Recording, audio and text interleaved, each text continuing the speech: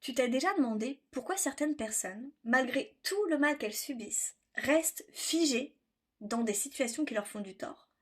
C'est souvent là qu'entre en jeu ce qu'on appelle un bénéfice secondaire. Un bénéfice secondaire, c'est comme une récompense inconsciente qu'on tire d'une situation négative.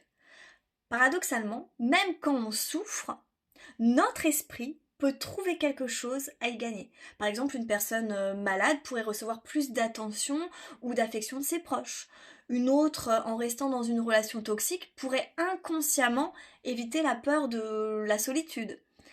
C'est important de comprendre que ce processus est rarement conscient.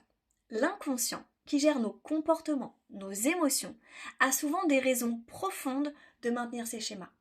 Il agit en quelque sorte en mode survie, en cherchant à nous protéger ou à combler un besoin non satisfait. Mais ce qui était un mécanisme de protection devient parfois un frein à notre épanouissement. La bonne nouvelle, c'est qu'on n'est pas condamné à rester bloqué dans ces schémas.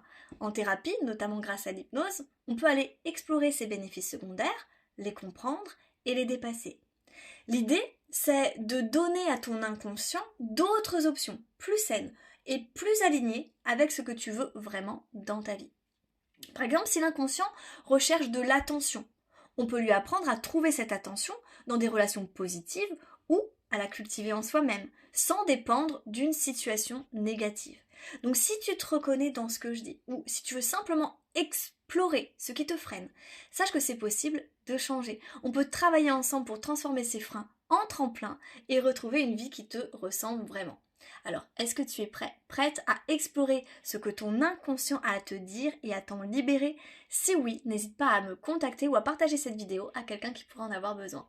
Prends soin de toi et souviens-toi, tout commence par une prise de conscience.